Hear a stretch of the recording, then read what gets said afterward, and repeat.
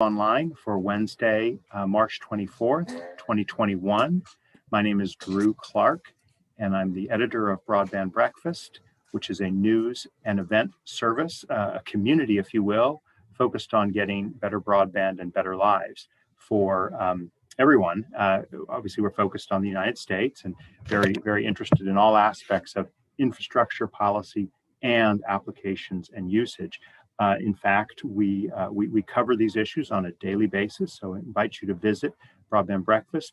And for those of you who are aware of our programs, please share them. Please let others know if you enjoy them. We're here every Wednesday at 12 noon Eastern time with new and different topics.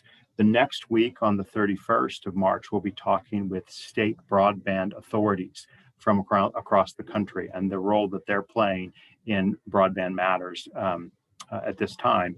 And then following that, on April 7th, we're going to be talking about the various infrastructure funding bills that are in Congress right now. This is in addition to the Emergency Broadband Benefit and the Emergency Connectivity Fund programs focused on sort of the use, the E-rate or the Lifeline programs, and supplementing those because of needs associated with the pandemic.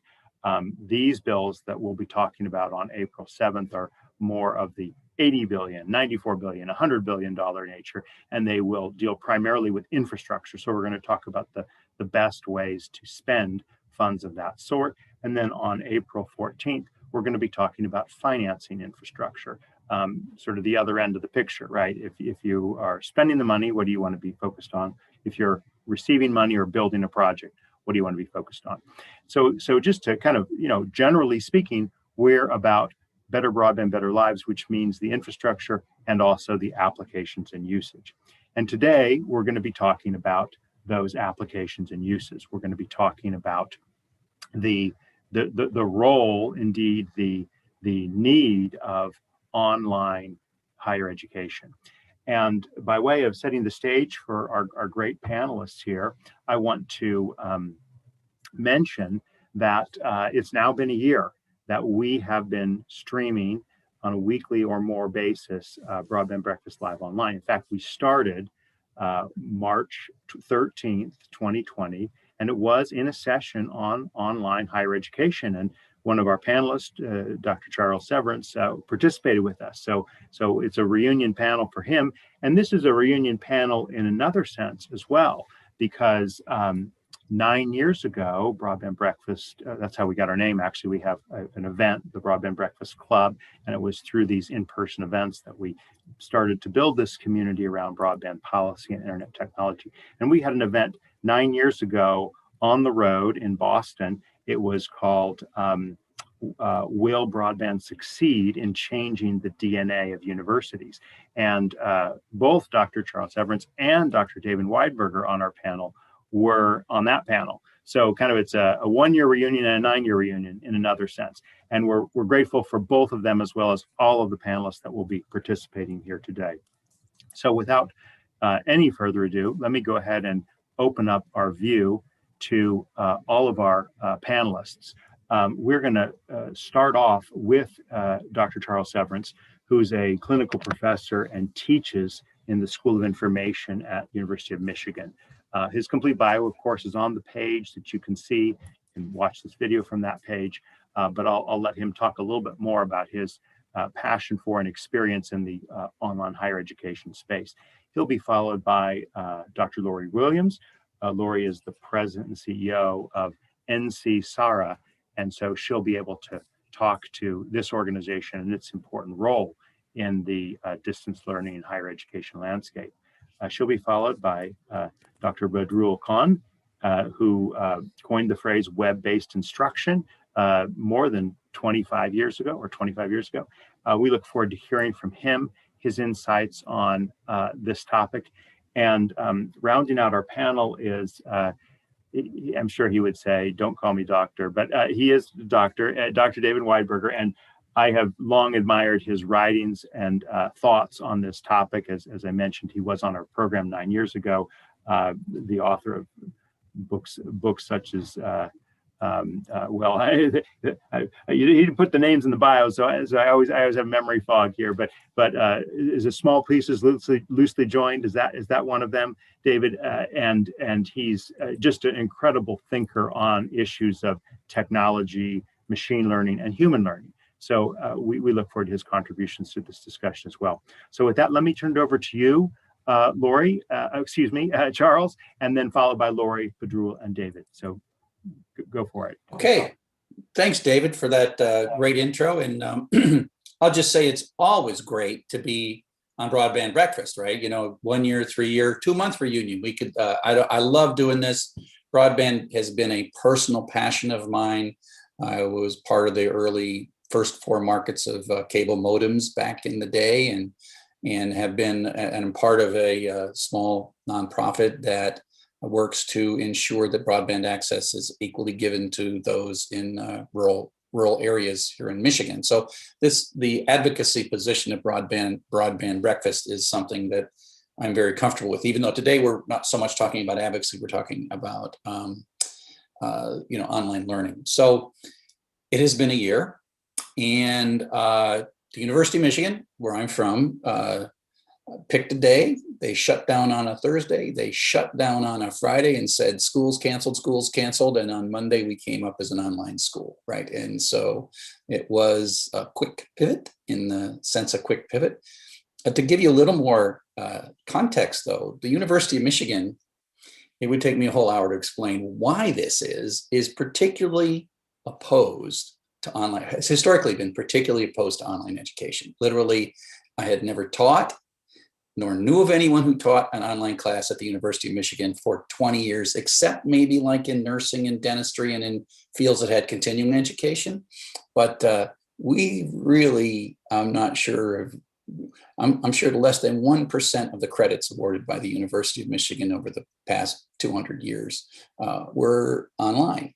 And so here we go. We wake up on a Monday and we are on online university. But it's more complex than that, because I teach MOOCs with Coursera, FutureLearn, and edX. And so I have millions of students around the world, and I have been doing that since 2012.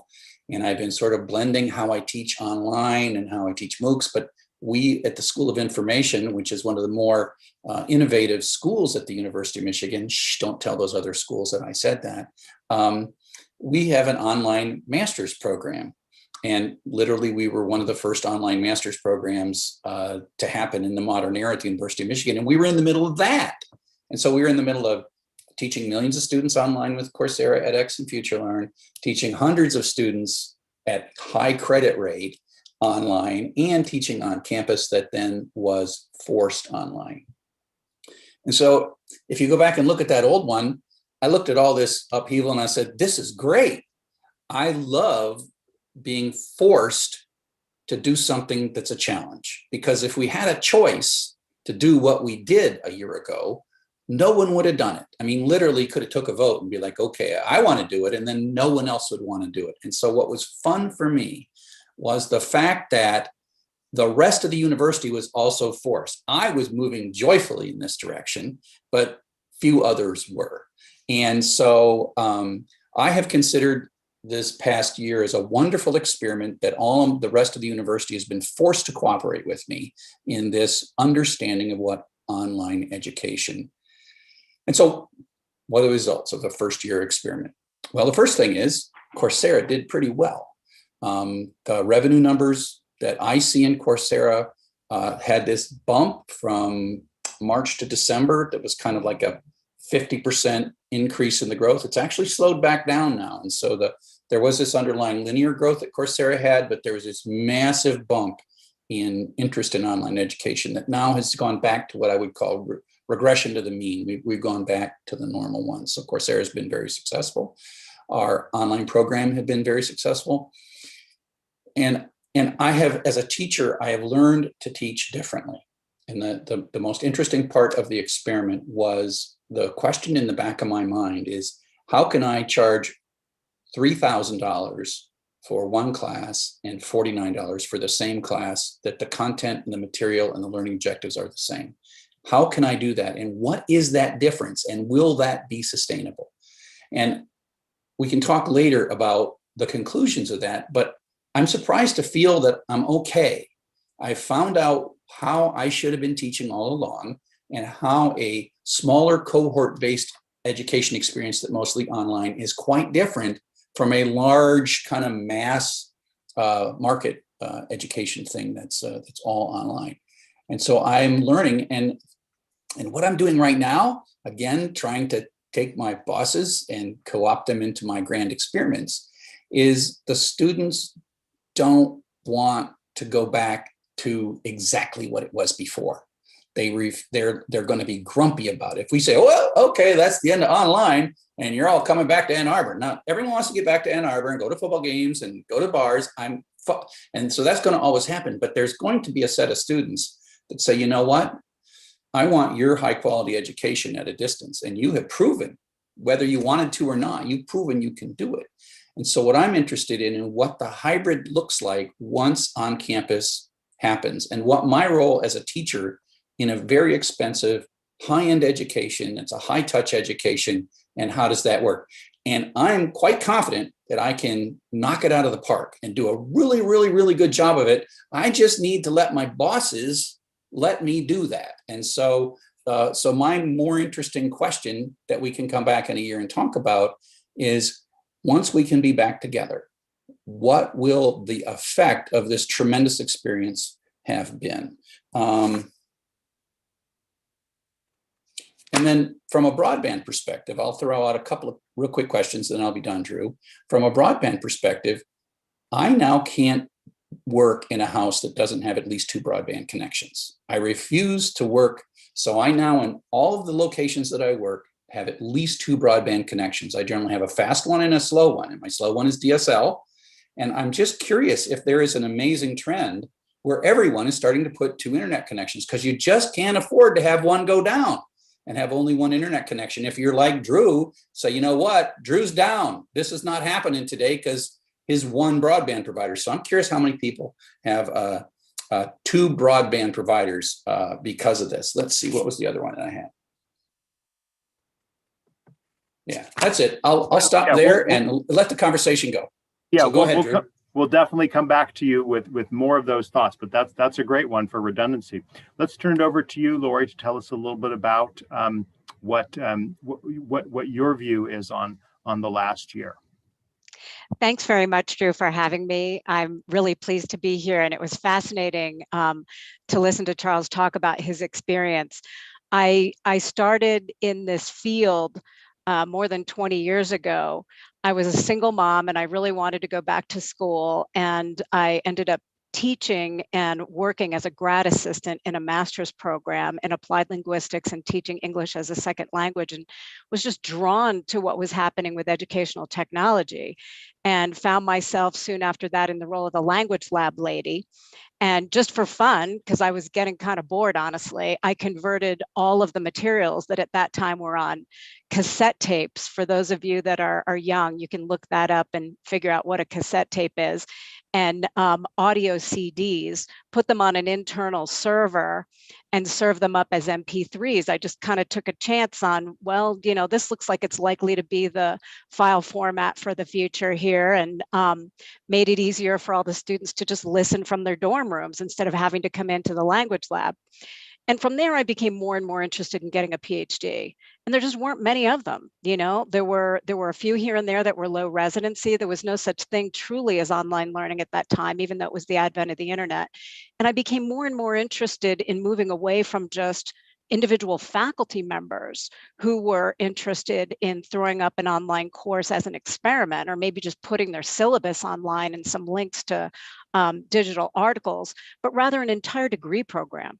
Because for people like me, that was the only way that I was going to be able to get a degree and take care of 2 small kids and work a full-time job and all those things that a lot of people need to do while they're studying. And so my career grew from there. I've spent most of my career in building online programs. I spent some time most recently with WASC, which is one of the regional accreditors in the United States that focuses on making sure that institutions are accredited. And now in this role, I run an organization called NC-SARA. And NC-SARA stands for the National Council for state authorization reciprocity agreements. Big, long mouthful of a name. Basically, what we do is, in collaboration with 4 regional higher education compacts, we established and developed a way to implement an effective and efficient reciprocal state-level authorization process for post-secondary ed. Now, what does that mean? If you join NC-SARA as a state, you make it easier for the institutions in your state to enroll students across state lines in other states. Outside of SARA, institutions are required to go state by state, seeking that authorization to enroll online students. It can be very difficult, bureaucratic, costly for institutions to do that. Currently, NC-SARA includes its member states, which number 49 states, the District of Columbia, Puerto Rico, and US Virgin Islands. And the participants are the institutions that offer distance education. So more than 90% of those US institutions, universities, and colleges participate in SARA. They pay between $2,000 and $6,000 a year to participate. And in exchange, it makes it a whole lot easier for them to enroll students across state lines. 2,258 institutions at last count this morning. It's a mix of public institutions, nonprofit privates, and for-profit privates. We'll get into this a little bit more later, I'm sure, but it's interesting to note that this year, some enrollments in for-profit institutions ticked up a bit.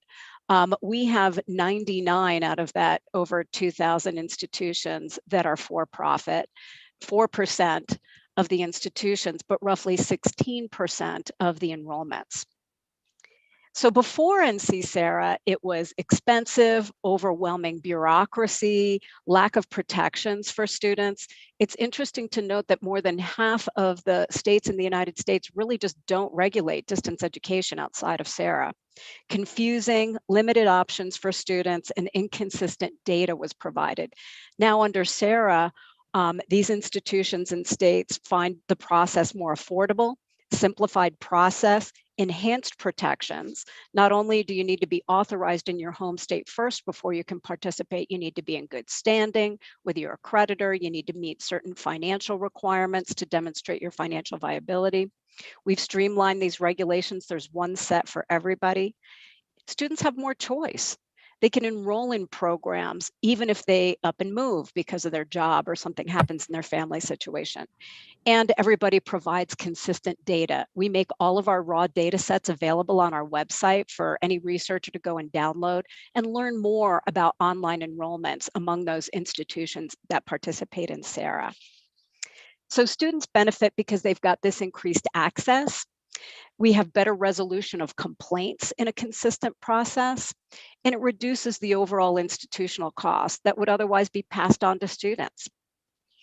So that's my 5-minute, here's what's doing with NC-SARA. I hope that was helpful. Thank you. That is very helpful, and it gives us another perspective, like the blind man and the elephant, right? Each of them is looking at something different in this beast of online education, and that's definitely one of them. And we'll look forward to the discussion here. Let's turn it over to you, Badrul Khan, to tell us a little bit about your background, the U.S. Distance Learning Association that you're a member of, and some of your thoughts about what the last year has taught us. Well, thank you. Good morning to everyone. I know some of my global audience will be connecting, so good afternoon, evening, where you are. And thank you for the opportunity to invite me to speak. Well, first of all, I would like to say that COVID-19 devastated our economy, our health, and education globally. But it has a lasting effect on us. So when I started talking about web-based instruction in '95, when I was a professor at the University of Texas, people say, that's not going to work. Now, since then, I've been giving keynote addresses all over the world, all big universities, for Harvard, Columbia, Tsinghua, all these different universities. people had doubts. Now they don't ask me a question whether it's going to work, rather they say, but tell us how we can get to it. I said, thank you very much. Because those days was very tough days, you know. It was interesting that now I hear about the COVID-19, people are complaining. We just had an international webinar where I moderated that. And Chris Didi, my buddy from Harvard, he is the professor at Education Technology Program there. He was there. Professor of university president from Bangladesh was there too, and a few other professors. Now, what they're talking about, the implication, the effect of COVID-19, which I already predicted what would happen, because I will tell you why. They said that students talking about the tuition, why they would pay the same tuition, they're not using university air conditioner or light, they're in the remote side, why they would pay the same tuition. Some students talking about their mental health, because, learning, online learning needs independent discipline. Some people talking about infrastructure, broadband not having. And one of the saddest moments that we have, I have written a position paper, Education at Risk, a National Crisis, should have been considered as President Biden's 100 days agenda. We have students from bilingual, students from minority, they do not have enough opportunity to participate in this remote learning because they don't have a separate room to study. The internet connectivity is robust, effective. So this COVID-19 making our society further divided. Some portion of our citizens will be lagging behind, thereby will lag behind. What are you going to do about that? I talked about that many years ago, because coming from a developing nations and coming to the United States in 1981, I'm a Bangladeshi American. So I feel the diversity, because with the blessings of our creator, we get the web. I told Sir Tim Berners-Lee, who started the web, we were giving a keynote in Saudi Arabia. And I told her, thank you for creating such a tool where you can share. What Charles was talking about, I can hear. Because those of us who started this, we faced a lot of problems. Michigan really used the online education. Those days. So I may talk historical, but I'm not that old yet, I still have the energy. So before I say something, so in 1995, I started the idea of web-based instruction. Let me show you the book. This web-based instruction, this came in 96. How can I show you? Okay. So this is a web-based instruction, the first of its kind. And after that, I thought I would be very famous and people will be liking me. But I could not sleep anymore. People said, okay, you're talking about web-based instruction. Can you tell me how we can do that? In 96, nobody had educational way of using web. They had, maybe some companies had their website, but that is not web-based instruction. That was web-based information. Since I got too excited, let me drink some more. I was telling the people, I said, instruction has to be designed for learning. But information, there is something called information side, there is something called instructional side. Being students of instructional design, so I had this book, and the book where did very well. 350 universities, including Harvard, uses this as a reference and textbook those days. So actually that was a nice thing. But the misery came with me and my family, is that people are telling me, show me an example of web-based instruction. Can you show me? Then I said, okay. I said that I would send one of my students to Amazon forest, who is not even close to a civilization. How can I design a course for him? He'll say, what is my library? How am I going to get connected? Who is my professor? So he's going to get different kind of questions, different kind of issues. And since then, I've been giving, like keynote addresses all over the world, Tsinghua University, China, to Korea, to Sweden, and different countries. And people asking me the question, is it going to work? Thank God, COVID-19 came. I know it's devastating for us, but it's good the feel of online education, So don't get me wrong, folks. It is good. Because I've been telling everybody that it's good, and they wouldn't hear from me. They said, no, how can we cannot do this and that. I said, no, think about the Bloom's taxonomy, low cognitive to high cognitive. You make the decision. Sometimes you do blend, sometimes you do online. Okay, so what I'm going to do today within the scope of the time I have is, so I said to the world, I said, stop and think this way. What I mean by this, think this way. Don't get it wrong. Okay. So I said, if I send my students to Amazon forest, what do we do? I found numerous issues. So with these issues, I have in the back right there a framework. So what I found, if you put the learner at the center, they will ask about pedagogical questions about learning and teaching.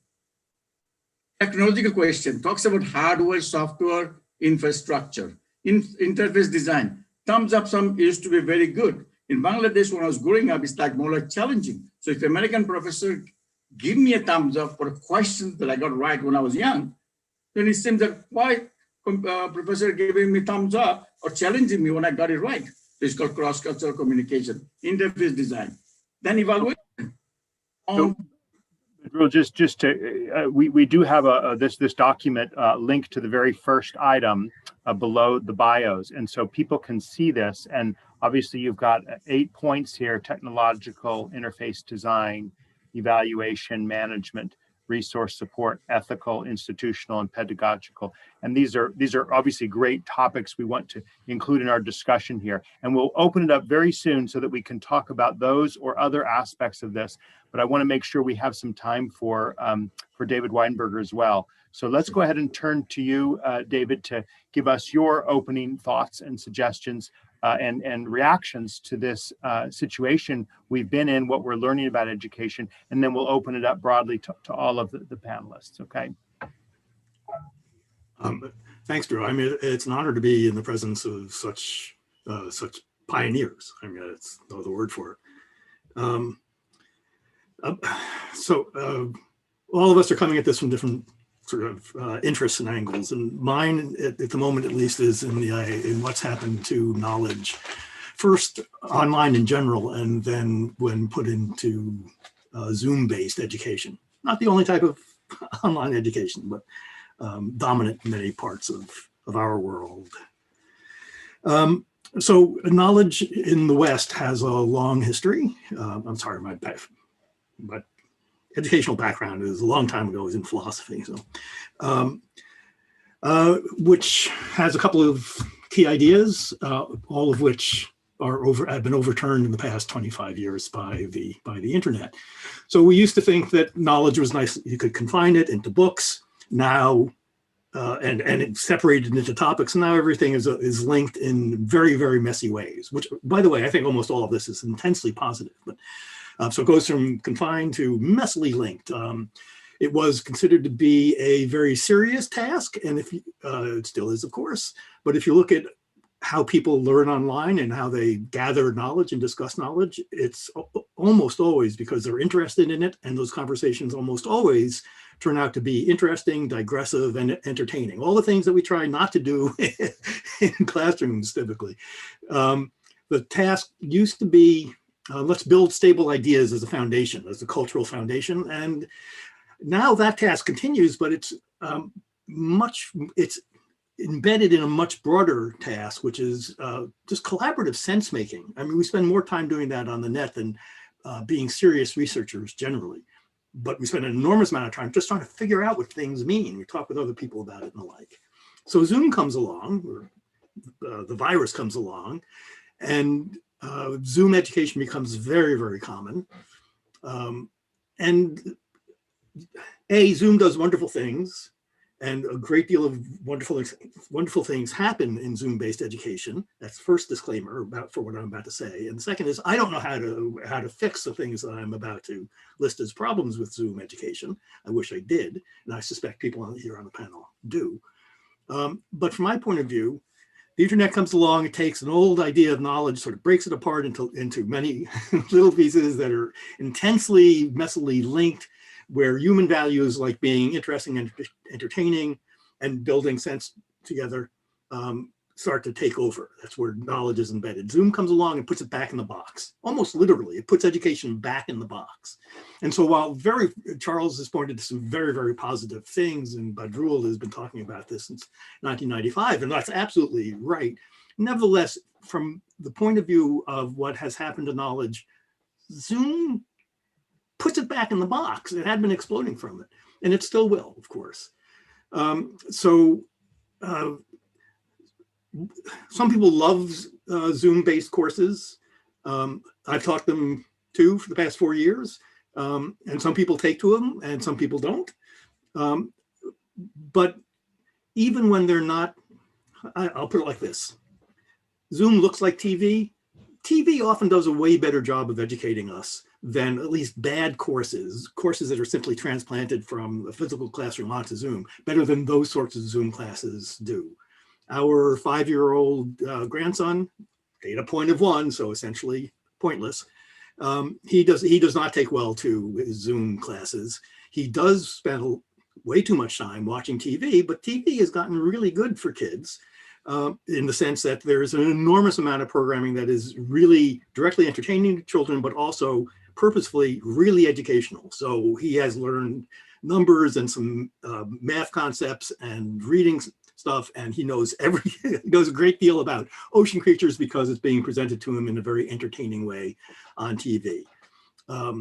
Zoom-based education inevitably leads to learning being confined again to set hours instead of teaching the most important thing that the internet teaches us, which is everything is interesting. The world is endlessly interesting. And that's why we spend so much time, often sort of against our better judgment, exploring things on the internet. And when we feel bad about it, we say the internet is distracting. But put positively, it's distracting because it's showing us the basic truth about the world, I think, which is the world is way more interesting than anybody ever told it was. And the last thing I'll say is that Zoom can be used. It is not structured particularly well for collaborative sense making. It is based far more on the broadcast model of which we are now doing to you, of a talking head, conveying truth and knowledge and wisdom. You know, we're doing the best we can anyway. It's much more tuned to that. It does, of course, have breakout sessions, which are very useful and can be used well. But that's not what it's fundamentally about. That comes off as an addition to it, generally. Whereas we are far more used to on the web, usually quite usefully, engaged in this task of collaborative sense making and doing it in public so other people can join and learn from it, which is another huge difference from the old model of education, which was a more or less private or closed transaction. And now it's all in public. So I don't know what's going to happen. I am certain that the transformation of knowledge that the internet has accomplished over the past 25 years, that's not going back. We're not going back on that. We spent too much time on the internet and has already trained us to think about knowledge in this new way, which I think, again, is a very positive way with some very serious issues as well. I expect and hope that distance learning is going to come up with technology that far better reflects the way that we have learned to learn on the net, at which point its potential, I think, will explode even more, but I don't know what that will be. So that's what I wanted to say. So thank you. Thank you to each of you for setting the stage here. Now I want to ask a question of all of you, kind of a two-pronged question. One, sort of the perspective of the student of higher education, and one the perspective of the transmitter or the scholarship, kind of inspired by some of David's thoughts there. So and Lori and Charles and Drew got me thinking about this one here. So obviously there's been sort of an opening up of education over the course of time. I'm, in addition to running this media company, Broadband Breakfast, I'm also an attorney, practicing attorney, and I went to law school at night.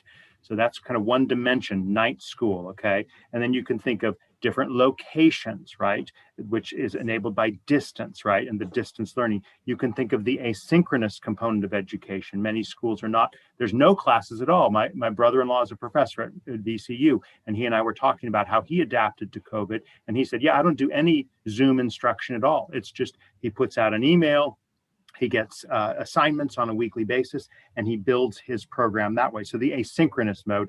And then, I mean, I guess let's just call it experiential modes. I mean, I don't know exactly what those are, but, you know, sure, we all have the Zoom fatigue, right? The overuse of the box, right? And so so these are some of the dimensions, if you will, of the experience of the user, the consumer, the student, right? But then there's the perspective of the transmitter of knowledge, right? How are universities adapting to that, right? How are they thinking differently? Are they thinking differently, Charles, after this past year, right? What will change and what will not change when it becomes an in-person? And Lori, you kind of raised in other questions too about this range of institutions, right? Which kind of ties into regulations, accreditation, and so forth. So let me kind of ask the two-pronged question to each of you, which is, what changes are you going to continue to see, do you think, from the perspective of the learner, the student, and also from the perspective of the transmitter, whether that be the university or the body of knowledge? Let's start with you, Lori, on this one. Well, one of the things that I've been particularly attuned to is the digital divide. And we heard quite a bit about that already and in the press. And one of the things that I haven't heard a whole lot about that is of importance to me from a student perspective is the extent to which the digital divide in the wake of COVID is just lifting up awareness about things that already existed for quite some time. And the differences in the type of learner and what their lives look like. And so, you know, I talked about my own experience being a single mom for a while before I remarried, wanting to go back to school, how difficult it was to find an entire program that was online that would permit me to do that and still have my jobs as a mom and a full-time college administrator. And that's a really different kind of student to study online than the traditional 18 to 23-year-old. And how are their needs different? You know, an 18 to 23-year-old in a traditional college setting goes to campus to practice making adult decisions in a safe environment in which they're supported with housing and all kinds of amenities. An adult student who's working, taking care of children, adult parents, what have you, has very different needs. They're not practicing being a grown-up. They just want to get a degree so that they can further their career.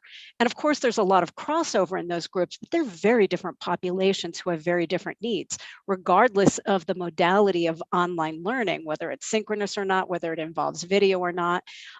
Active learning can take place without video. Active learning can take place with video. I mean, there's a 20-year body of literature on effective practices in distance education informed by what's now known as learning science. And a lot of institutions now are beginning to avail themselves of the effective practices that are out there in the body of research that speaks to this. And we've got some of the illustrious folks who've worked on that research right here on this panel, which is fantastic.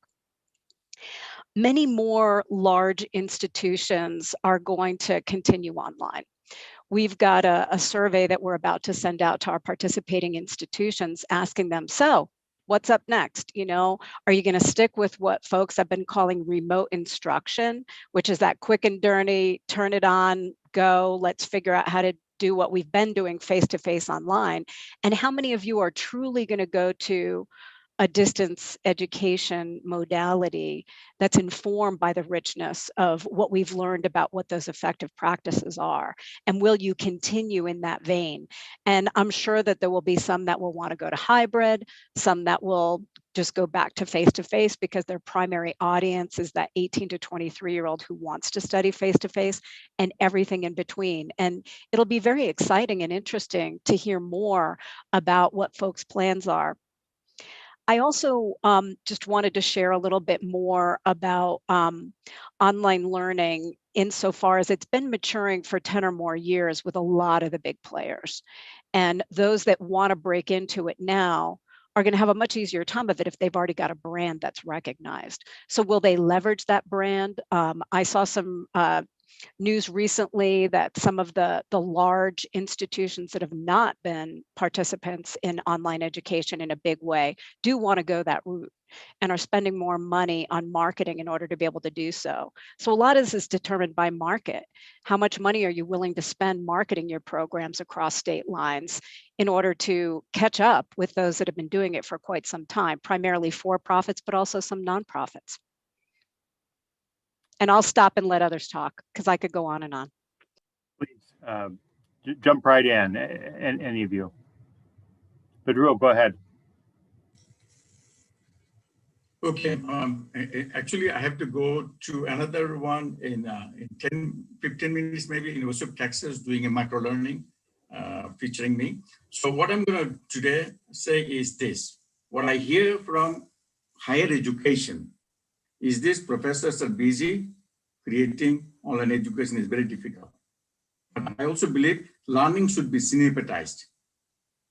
If you have an umbrella, each spoke of umbrella should be considered performance objective. So we want micro-learning. So when you say micro-learning, I'm going to show you something like this. Micro-learning, you can see, should be cost-effective, interactive, engaging, device-independent, usable, and accessible, single objective focused, short duration, retention boosting, just in time, independent but part of the whole, and that's what you got micro-learning. You see, I did it like an elementary school student. So we need to go to micro-learning, but micro-learning in a course is not as part, you just make smaller units. No, it is a part of like an ocean. A cup of water from the Atlantic Ocean would be the same properties and quality in the other parts. So you need guidance. That's why I said this framework that I created provide the guidance. You need to focus on pedagogy, learning theory, instructional theory, technology, infrastructure, hardware, software, interface design. Then you need to have assessment of learner. You need to use artificial intelligence in testing, which is called adaptive testing, I repeat, adaptive testing should be artificial intelligence instruction that one has to focus. Then, Bedro, can I ask you, of these elements here in this illustration you've got here, which of these do you think has changed the most or is likely to change the most in the wake of the pandemic?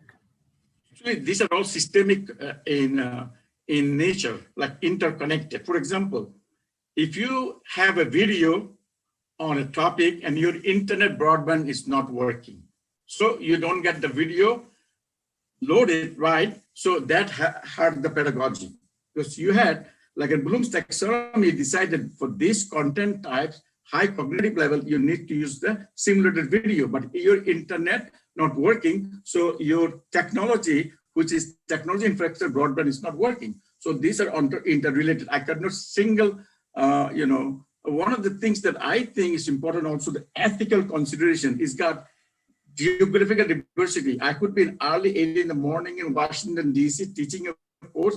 My students in Hawaii in 4 in the morning. So I cannot do any synchronous education at that time. So that's an ethical copyright issue. So one of the things that came to my mind during this COVID-19 period is that it is a good thing. I have a television show in Fox 5 Plus Washington, D.C. called Khan's Digital World, where I talk about this digital transformation. Good thing happened is this people are now realizing is technology is a solution, but technology is the sidekick to pedagogy. technology is sidekick to pedagogy. How students learn, how teachers should be doing, because if Zoom is working, it's fine, but what are you providing in Zoom? A grocery load of product.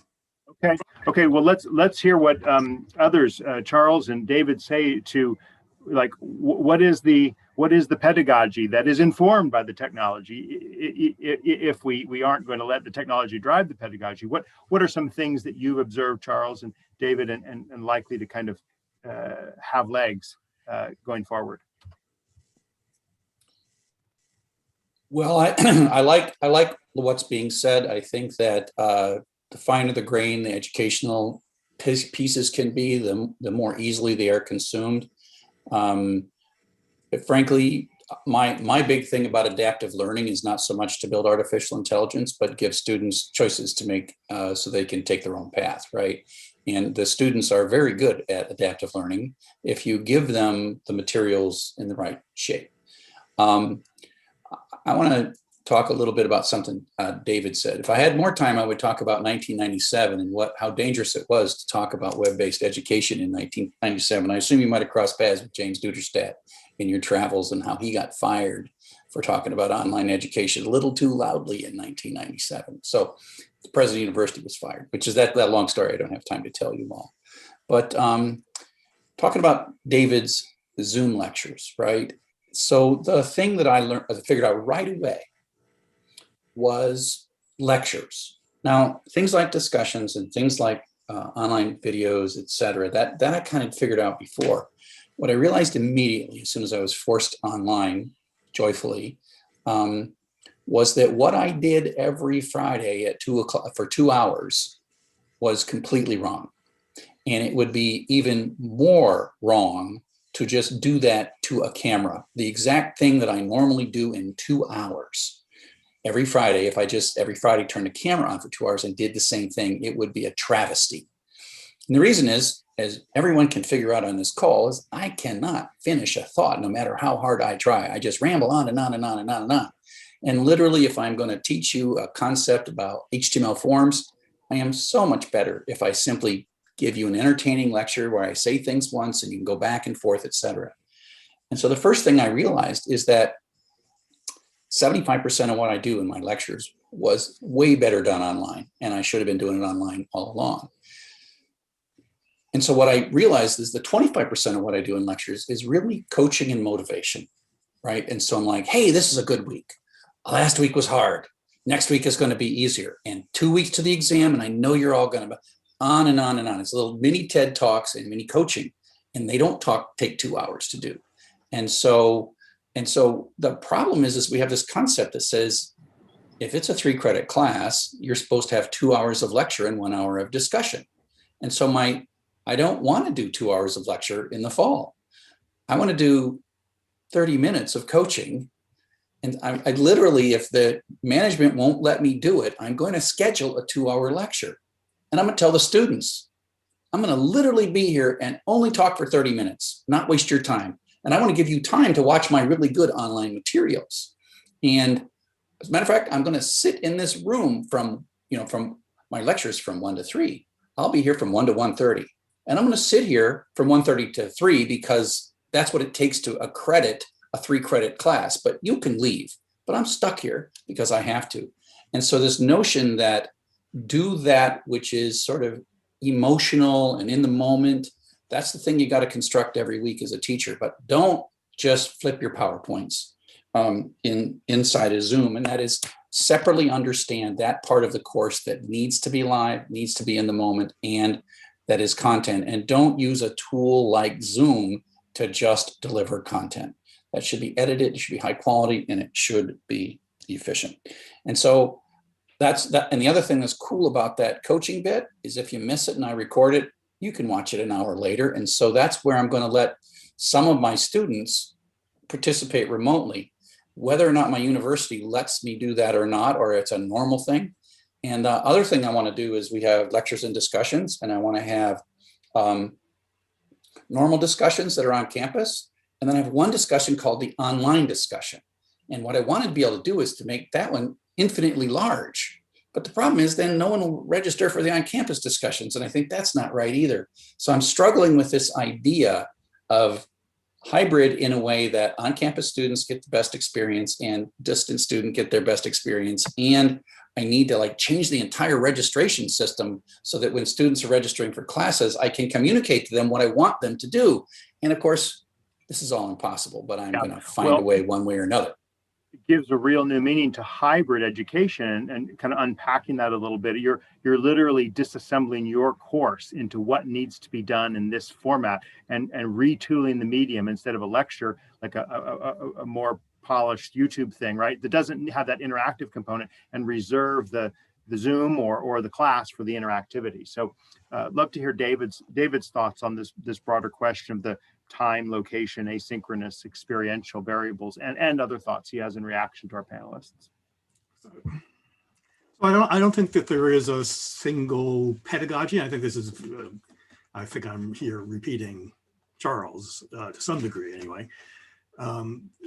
How teaching is a very intimate and personal act, and how you teach is going to depend on the pedagogy behind, how you teach is going to depend on you and your students in that class and the topic and everything else. And I think every teacher has experimented and should continue experimenting with different ways of teaching. I mean, and be flexible and open and responsive. And it ranges from the most popular course at Harvard is Michael Sandel's ethics course, which is a big theater lecture. But to say, well, therefore, that's the way to do it would be to miss the fact that Michael Sandel is exceptional. This is what he does incredibly well. And they are perfectly constructed and entertaining and enlightening. And, if I could do that, I would do that all the time, but I can't. So I don't think that there is a single pedagogy. And I'm going to go back to my hobby horse, which is, I think this is something that, again, if we look at how the internet is training us to know things, to learn things, a better way of putting it, there isn't a single way of doing it. And the things that work the way that they need to in order to work. It ranges from TED Talks, and one can ask why, if TED Talks are so popular and effective, then why isn't that the norm for academic lecturing? It ranges from TED Talks to question and answer sites like Stack Overflow, which have changed the way that developers, programmers, and coders write code, which is a huge collaborative site for extremely micro topics, right? With a single question, hugely specific. So I'm not sure what to say about pedagogy, even though it's taken me this long to not say anything about it, except to say that I hope that if we can appreciate the internet as a learning experience, in addition to all of the horrors and crap that's there and that happens to people, particularly people who are not privileged, as I am, if we can also see all of the positive things about how it is changing how we learn, we should be taking as many of those as we can and that work for us to help teach students, because those are proven techniques now too. Let's also talk a little bit about, let's just, for lack of a better term, call it the business model of education. And no one's brought up, kind of innovations in education like Minerva schools, for example, or sort of basically unpacking the model of the 18 to 23-year-olds going to some place and being in a room and a dorm and universities, so to speak. And so what is enabled, what was kind of on the cusp, and how has the pandemic changed the possibility, the origin window for education, for lack of a better term? Lori, go ahead. I can't say too much about it, but I'm on a review team for the accreditation for Minerva Institute. It's a fascinating model. I encourage folks to go out and check it out. It's a creme de la creme population of students. I think less than 10% are American. It's largely international. Students move from city to city every few months. They're steeped in the culture and learning experience of being in that city. They do study online, although they would argue with me and say it's not online because it's synchronous and not asynchronous. I think they're conflating one with the other, and they're really two different things. Fascinating model. I just thought I would share that.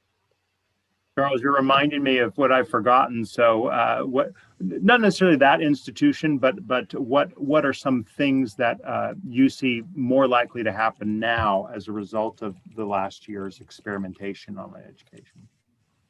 Well, I'll say what I said last year when we got on this topic real quick and let others talk. And that is that I ask people if they want a free online education for their 18-year-old from the University of Michigan, and their student just can do it all in their basement without ever, putting anything but slippers on for 4 years, or do they want a free on-campus education at the University of Michigan that's all free? And it's all free, both are free. And no one says, I really want my kid to stay home from the ages of 18 to 22 and be in the basement the whole time. And so I just think this notion that somehow location doesn't matter is foolish. I think what we got to do is find better ways to make good use of that place, and make it so that the place is not as essential as it needs. In places where it's not as essential, we don't need to depend on place. But it's kind of foolish to pretend. And I'm not a big fan of these upstart Silicon Valley schools that take the top 1% of the 1% of the 1% students and say we got a 90% success rate. I mean, it's too easy. It's more about business model. And I could go on a lot about business model and how we give almost identical content to students, and we charge anywhere from $3,000 to $49 to free. And there is a difference, and I'm actually confident that that business model will hold up and should hold up, and there are true reasons why that business model will continue to hold up. Drew, please jump into this. Okay, I would say stop and think this way, because your learners is not going to be the brick and mortar schools you have. The schools that you have right now, it may not exist. Micro credentials, micro learning is the way to go with artificial intelligence in instruction and testing. This is the way to go. Today, you may laugh at me like they did in 95 when I said web-based instruction, but I'm telling you, I go globally. My book has been translated to 23 languages. Russian is coming soon, the book translation. What I hear from them, people are fed up with the way that we do. There's two worlds. One is physical world, like I am in Springfield, Virginia. Around me as a virtual world. When the virtual world is changing, is having implication on our physical world. If we cannot communicate together, be parallel with them, we are going to lag behind. It is not a local problem in the United States, it's a global problem. And so please do know that for a business model for new higher education would be customer oriented, snippetized of your education, micro credentials, and competency based. Thank you. I rest my case. So the question I'd love each of you to give a final 30-second closing statement on is, will higher education change as much in the next 12 months as in the last 12 months? And would just, welcome your thoughts on the future going forward based on what we've learned now. Let's go in the same order we started with Charles, Lori, Badrul, and David. I think it's going to change a lot, but what we're doing is we're kind of going to make permanent change rather than temporary change. So I think what we're going to see is a lot of permanent change, but it's smaller than the temporary change, but there will be permanent changes inevitably. I would say that I agree with Charles. I think that institutions are going to decide, does their current business model support continuing online learning or remote instruction? I think people are getting a whole lot more sophisticated about markets for online education, depending upon the changing demographics in their state and in their region. Most students tend to go to school near where they live, but online makes those opportunities available to them far outside their local communities. And will the schools in those local communities really take a hard look at the changing demographics to determine whether there will even be the high school graduates that they depended on in the past? Will they seek for enrollments outside their local area? And what data will they use to make decisions about which degree programs are going to be most marketable in the future? So much and for your comments. Badrul, what are some final thoughts you have? what will happen, the world is going to be competency-based learning, meaning that if Bill Gates has not finished his degree from Harvard, but he becomes the world's largest employer, would he look for an Ivy League degree holder, or he would look for someone has the skill to do the job? So it's going to be competency-based, synergized of education, micro credentials, good business model, great return on investment. And remind me if it happens and tell me, the Badrul, your prediction wasn't bad. It's not my prediction. I see that kids, I have a son. I call him. He said, no, text me. They don't want to hear. They want me to text. So they want synergized. Attention is not that good for us anymore. And thank you so much. It's a great discussion. Thank you for bringing your thoughts and innovation to this, Badrul. David, we'll give you the final word here. Well, certainly won't change as much next year as it did this year. It is one of the most disruptive events in American history, world history, for sure. I think the question is, how much more change will there be than we saw in 2019? And I suspect more change. As Charles points out, the COVID will still be having a direct effect on us. But even if it didn't, I think it will accelerate change. I hope it accelerates change towards catching up with what the internet is has already been training us and our students on about learning and education. Well, thank you very much. Before I thank our panelists for their individual contributions, I want to remind you that next week on the 31st, we'll be hearing from state broadband authorities, officials from Indiana, Maryland, and Illinois, talking about the role that they're playing in broadband developments, particularly now with increasing federal programs and federal activities on broadband. On behalf of our panelists, who include, of course, Dr. Charles Severance, Dr. Lori Williams, Dr. Badrul Khan, and Dr. David Weinberger, I'm Drew Clark of Broadband Breakfast. We'll see you next Wednesday at 12 noon Eastern.